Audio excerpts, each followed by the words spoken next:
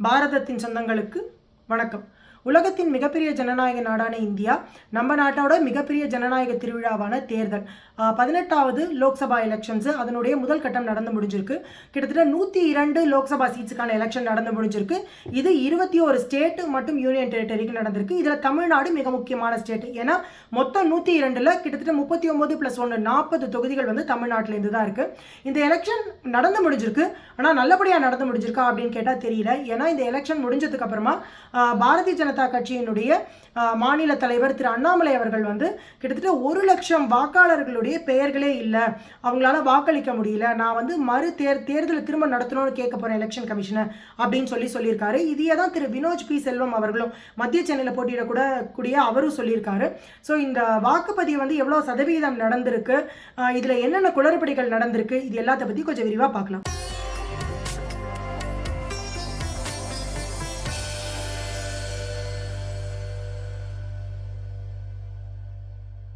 இந்த பாராளுமன்ற தேர்தல் தமிழ்நாட்டில் மிக முக்கியமாக பார்க்கப்படுது. ஏன்னா இது வரைக்கும் இரண்டு திராவிட கட்சிகளுக்கு எதிராக திரு அண்ணாமலை அவர்கள் ஒரு புதிய தலைவராக உருவாயிருக்காரு. இங்கே பாரதிய ஜனதா கட்சி தமிழ்நாட்டில் மிக வேகமாக வளர்ந்திருக்கு அப்படிங்கிறத பார்க்குறோம். அதுலேயும் குறிப்பாக இந்த எண்மண் எண் மக்கள் யாத்திரைக்கு அப்புறமா அந்த கட்சியினுடைய வளர்ச்சியும் அதிகமாக இருக்குது, இந்த கட்சியினுடைய ரீச்சும் அதிகமாக இருக்குது. அதனால இந்த தேர்தலில் வந்து 3 கட்சிகளுமே மிக முனைப்போட செயல்பட்டு இருக்காங்க. அதுலேயும் கோயம்புத்தூர் பார்த்தீங்கன்னா ஒரு ஸ்டார் தொகுதினே சொல்லலாம்.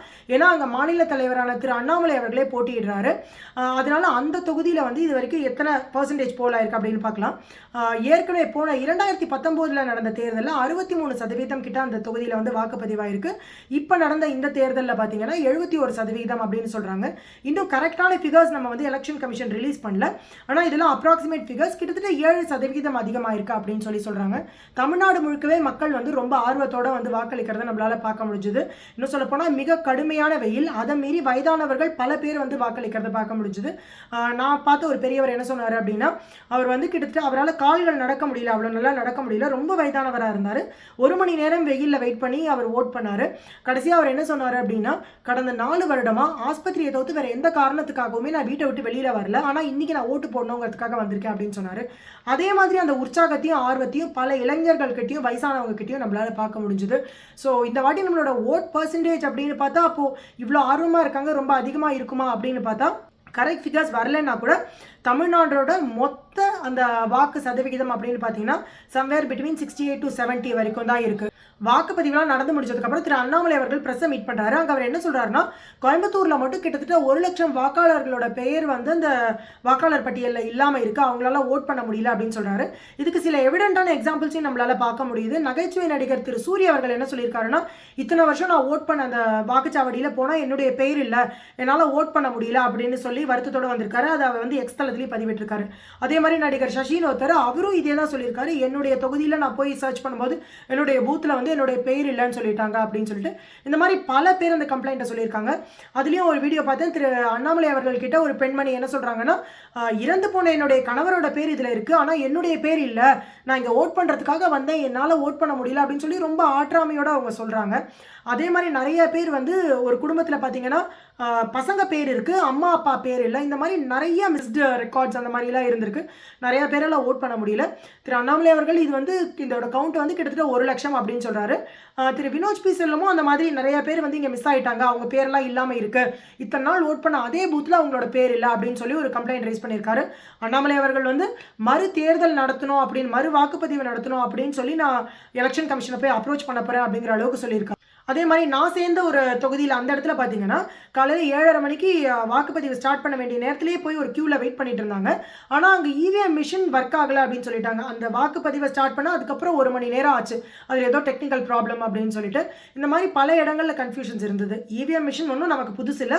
இதனுடைய ரெக்கமெண்டேஷன் எப்போ கொடுக்கப்பட்டதுன்னு பார்த்தீங்கன்னா 1977, அதுக்கப்புறம் 82 இதை முதல் வாட்டி ஒரு ட்ரையலாக வந்து உபயோகப்படுத்தி பார்த்தாங்க. அப்புறம் ஒரு கேஸ் இது மேலே நடந்து ஒரு 2-3 வருஷம் அதை உபயோகப்படுத்தலை. அப்புறம் 86 கிட்டத்தட்ட திரும்ப உபயோகப்படுத்த ஆரம்பிச்சாங்க. ஆனால் அதுக்கப்புறம் பல காலங்கள் இது ஆன் அண்ட் ஆஃப் இருந்தது. ஆனால் 2010க்கு அப்புறம் பார்த்தீங்கன்னா கம்ப்ளீட்டாக எல்லா எலெக்ஷனுமே இந்த இவிஎம் மிஷின்ஸில் தான் நடக்குது. கிராமத்தில் இருக்கிறவங்களுக்கு கூட இதை வந்து எப்படி உபயோகப்படுத்தணும் அப்படிங்கிறது தெரிய ஆரம்பிச்சாச்சு. படிக்காதவங்க கூட எந்த பொத்தானை அழுத்தணும் அப்படிங்கிற மாதிரி அந்த சிம்பிளை பார்த்து கட்சியோட அவங்களுக்கு விருப்பமான அந்த கட்சியோட சிம்பிளை பார்த்து அதை வந்து ஓட்டு போடணும் அப்படிங்கிற அளவுக்கு தெரிஞ்சுக்கிட்டாங்க. அதே மாதிரி தான் அந்த தேர்தலில் வேலை செய்யக்கூடிய அந்த அதிகாரிகளாக இருந்தாலும் சரி, இதில் வந்து தேர்தல் அதிகாரிகளாக இருக்கக்கூடிய ஆசிரியர்கள் இல்லைனா அந்த கவர்மெண்ட் ஸ்டாஃப்ஸாக இருந்தாலும் சரி, எல்லாருக்குமே இது வந்து புதுசு இல்லை.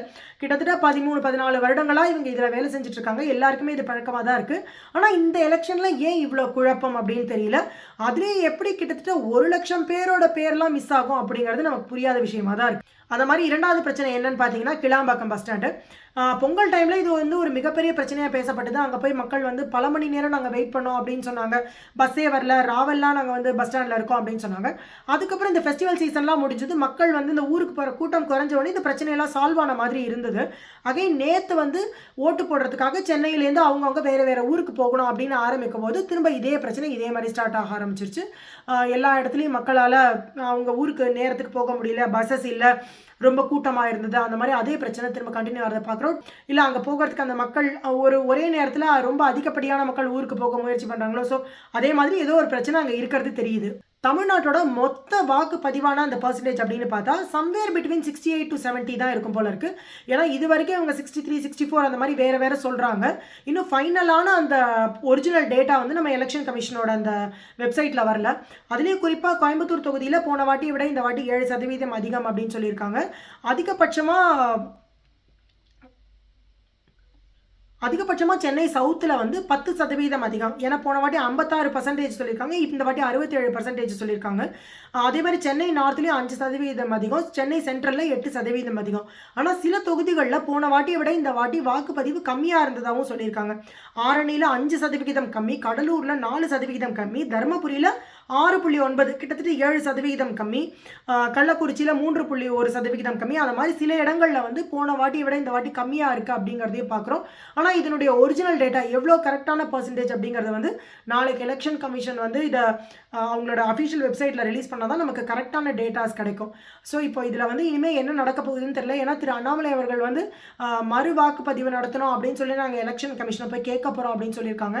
எலெக்ஷன் கமிஷன் அதுக்கு ஒத்துக்க போகிறாங்களா, இந்த மறு வாக்குப்பதிவு நடத்த போகிறாங்களா? அப்படி நடத்தினா இந்த அடுத்த கட்ட தேர்தல், இப்போது இந்தியாவோடைய 2வது கட்ட தேர்தல் இந்த ஏப்ரல் 26 நடக்க போது அதோடு சேர்த்து நடத்துவாங்களா, இல்லை வேறு தேதியில் நடத்துவாங்களா? எல்லாருமே இந்த ஜூன் 4க்குள்ளே நடத்தணும் அப்படிங்கிற அந்த ஒரு கட்டாயம் இருக்கிறதுனால இதை எப்படி நடத்த போகிறாங்க? இந்த மாதிரி திடீர்னு ஒரு சில தொகுதிகளுக்கு மட்டும் திரும்ப தேவையான அந்த பாதுகாப்பு எல்லாத்தையும் கொண்டு வந்து நடத்துறது சாத்தியமா, இதெல்லாம் தெரியல. இதுக்கான பதிலை எலெக்ஷன் கமிஷன் தான் சொல்லணும். அதே மாதிரி இதில் இன்னும் ரொம்ப வருந்தத்தக்க விஷயம் என்னென்னா, வெளிநாட்டிலேருந்து பல பேர் வந்து ஓட்டு போடுறதுக்காகவே இந்தியா வரணும் அப்படின்னு சொல்லி இந்தியாவுக்கு வந்திருக்காங்க. அவங்களுடைய பேர்லாம் லிஸ்ட்டில் இல்லைன்னு சொல்லி பல பேர் அவங்களுடைய வருத்தத்தை வந்து எக்ஸ் தளம், அதாவது ட்விட்டரில் பதிவிட்டிருக்காங்க. ஏன்னா அவங்க இந்த வாட்டி இந்த குறுகிய காலத்தில் ஒரு வாரம் 10 நாள் இந்தியாவுக்கு வந்ததுக்கு காரணமே அவங்களோட ஜனநாயக கடமையை அவங்க ஆற்றணுங்கிறதுக்காக தான். ஆனால் அதுக்கான வாய்ப்பே அவங்களுக்கு இல்லாமல் போகும்போது இது வந்து ரொம்ப வருத்தத்துக்குரிய விஷயமா இருக்கு. ஏன் இவ்வளோ குளறுபடிகள் நடந்திருக்கு அப்படின்னு நமக்கு தெரியல. இதற்கான பதிலையும் வந்து எலெக்ஷன் கமிஷன் தான் வந்து அதுக்கான பதிலையும் நமக்கு சொல்லணும். இந்த மாதிரி குறிப்பிட்ட சில தொகுதிகளில் மறு வாக்குப்பதிவு தேவையா அப்படிங்கிற உங்களுடைய கருத்துக்களை எங்கள் கமெண்ட்ஸில் சொல்லுங்கள். ஆக்கப்பூர்வமான விஷயங்களை பேசி நல்ல மாற்றங்களை கொண்டு வருவோம். நன்றி, வணக்கம், ஜெய்ஹிந்த்.